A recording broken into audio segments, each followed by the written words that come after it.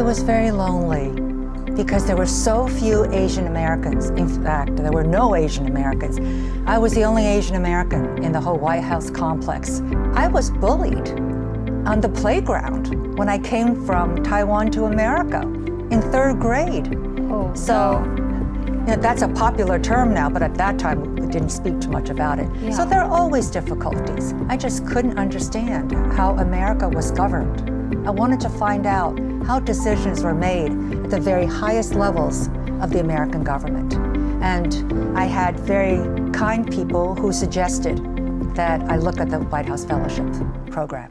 As one of the greatest public servant of our time, Elaine Chao is one of the few Americans who got appointed to two president's cabinet positions, the U.S. Secretary of Transportation and U.S. Secretary of Labor. And in fact, she is the very first Asian American woman who got appointed to the president's cabinet's position of U.S. history. Today, we have this greatest honor to invite her on our show. Thank you so much, Secretary Chao, for joining us today. Oh, thank you for having me. We know that you have such a marvelous life story, and you started out actually becoming a White House fellow. So what was that experience like? It was very lonely because there were so few Asian Americans. In fact, there were no Asian Americans. I was the only Asian American in the whole White House complex, except for the Filipino stewards. There's something called the White House mess, and they were the waiters. So the waiters in the White House mess were Filipinos, and those were the only Asian Americans. But Wow. I learned a lot because I'm an immigrant to this country. I came when I was 8 years old to America from Taiwan. So I didn't understand America. And going to the White House fulfilled one of my curiosities about how the U.S. government worked at the highest levels. So it was a year of great learning, of great self-discovery as well. What inspired you to apply for this position? I was encouraged by a couple of people at the bank that I was working at. It was Citibank, and as mentioned, I didn't understand American society. I arrived in America at 8. I received my citizenship at 19 and went to business school and then went to work at the bank. And I still didn't understand America. So I thought I wanted to understand the functioning of the American government. And I have to credit my curiosity to my parents. I see. Because my parents had the confidence to know that while they themselves did not know what exact opportunities there would be in America, that there would be more opportunities that they didn't even know about. So they encouraged us to go out, explore, and fulfill our own potential because they're Christians also. And they believe that each one of us has God-given talents, and it's up to us, each person, to find out what is God's intent. So you started out with your curiosity, but your Yes. curiosity led to a lot of obstacles. Like you just mentioned that there weren't a lot, when you enter the workforce, there weren't a lot of women in the workforce. There weren't even a lot of Asian Americans in the workforce, but you're both, a combination of both. And what other difficulties have you received? Like even there's loneliness, but there's a lot of challenges, especially when you're the Of course. first in almost all of your jobs that you've ever been having. Well, I was bullied on the playground when I came from Taiwan to America in third grade. Oh, So, no. you know, that's a popular term now, but at that time we didn't speak too much about it. Yeah. So there are always difficulties. And I think the most important thing is to remain optimistic, hopeful, confident. We suffered a lot in the initial years of going to America, but we had hope. And we were just confident that the future was going to be much brighter. And if you really believe that the future was going to be much brighter, that gives you so much more strength and also courage to sustain yourself during very, very difficult times. Is that that belief, that strength that led you through all the different positions that you've ever been through? We know that it's very diverse. You've been to Department of Transportation, the Peace Corps, and then the Department of Labor. What are the common grounds, common values that you've seen throughout all these positions that you've been in? Well, I've been really fortunate to have had leadership positions in all three sectors: the for-profit sector, the private sector, secondly, the government sector, third, the nonprofit sector. And I think the one variable is that I've always worked for something bigger than myself. I believed in what I was working for. I believed in the cause. And that actually has given me the strength. So, life is not so difficult. If we want to think of life as really difficult, it's unbearable sometimes. But I never thought too much about the difficulties. I was so excited just to be included.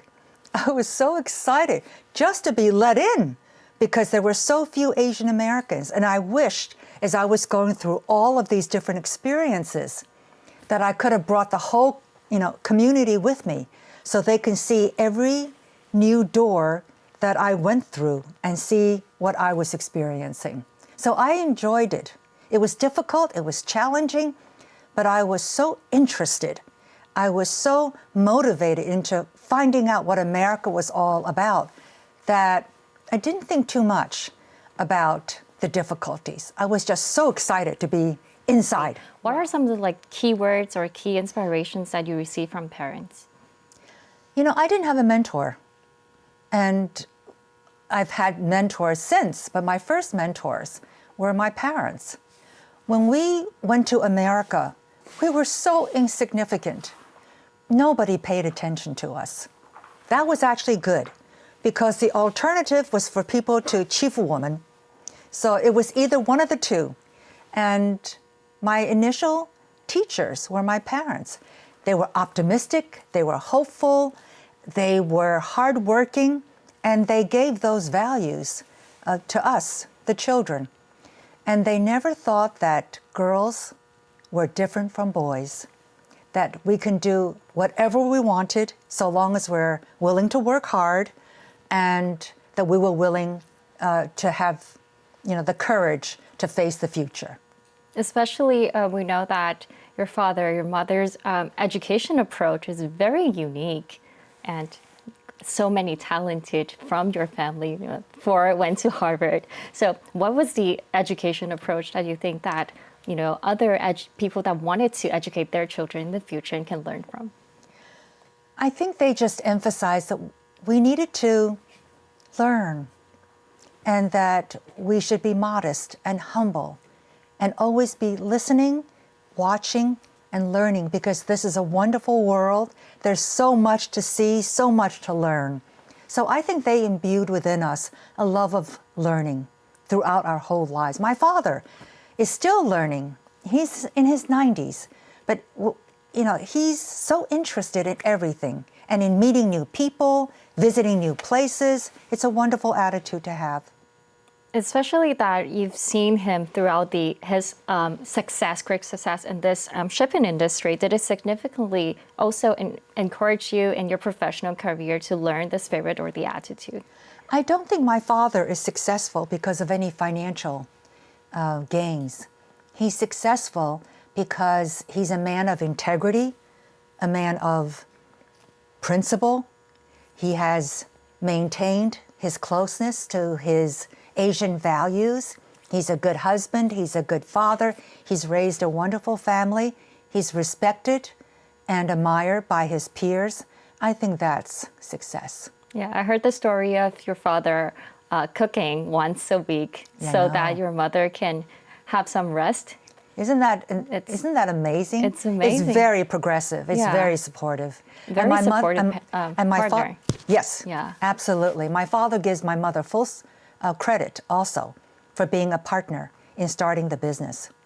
And at Harvard, he contributed a building. At Harvard's request, they came to him and asked his help in building this building, and they named it Ruth Mulan Chu Chao Center. Drew Faust, who was the Harvard president, said that she had tried so many times to persuade donors to name a building or a project in their wife's name. Only Dr. James S.C. Chao named the building for his wife. So it's the only building on campus named for a woman. And it's the only building actually named for Asian American. Wow. And I'll just add one more thing. And the reason he did that because he wanted to lift the status of Asians and Asian Americans, that we too can make contributions and, help America philanthropically as well. I think that you've reached such a great success in professional life, in your personal life. It's mostly because, you just mentioned, that your parents, it's a very loving environment. I think the structure of the family is very strong, and that led to you being able to face any crisis with great calm. It's so going to surprise you, but we don't think we're successful. We're just trying our best to go from day to day, try to do good things, be a good person. And we never thought about reaching success. As my parents taught us, 第一，做好人，第二，贡献社会. Those are the two goals that we were given by our parents. And like I just mentioned about the shipping industry of your parents, did it influence what you did after in your professional career? I think it taught me that hard work is a necessity. And number two, you have to be creative and innovative. You have to have some ideas because you have to improve things. And then thirdly, take the long-term point of view. Don't be too excited by, wins, triumphs. Don't be too discouraged when things go badly, but just keep an even keel. So this is very Asian. It's very And then Asian. also be very, very considerate of human relations. Because 我父母常常讲，人对人的关系是最复杂的. I think the Chinese Asians understand this because we have thousands of years of history. So I think we're much more careful with human relations, which is very wise. Yeah. So before you started the public service, did you actually work in your father's shipping industry? Yes, for company? 2 years. He's very kind, and he says that I did a good job. I don't know whether I did a good job. You started, was that your first job?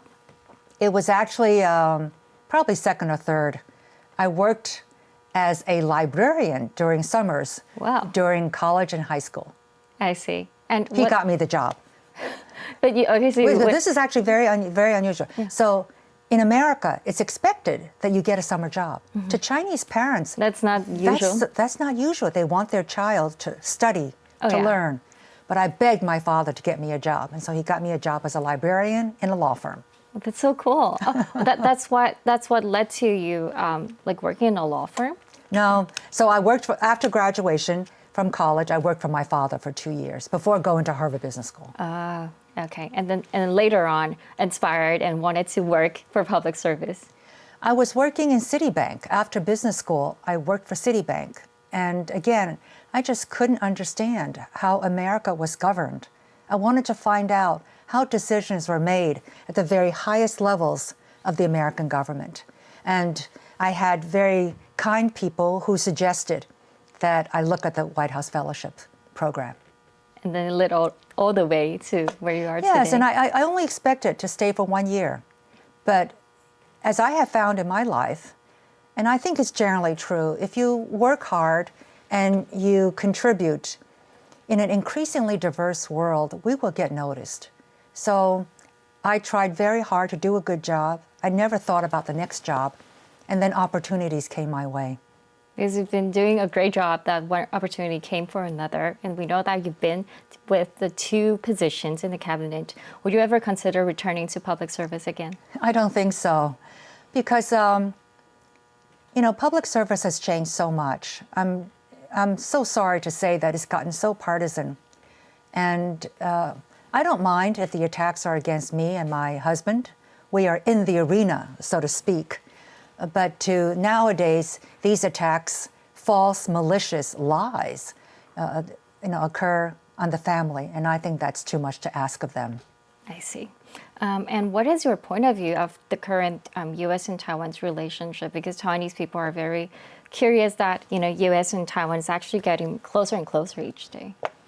Well, I think it's helpful for all nations to have a peaceful existence. It helps world harmony, it helps world peace.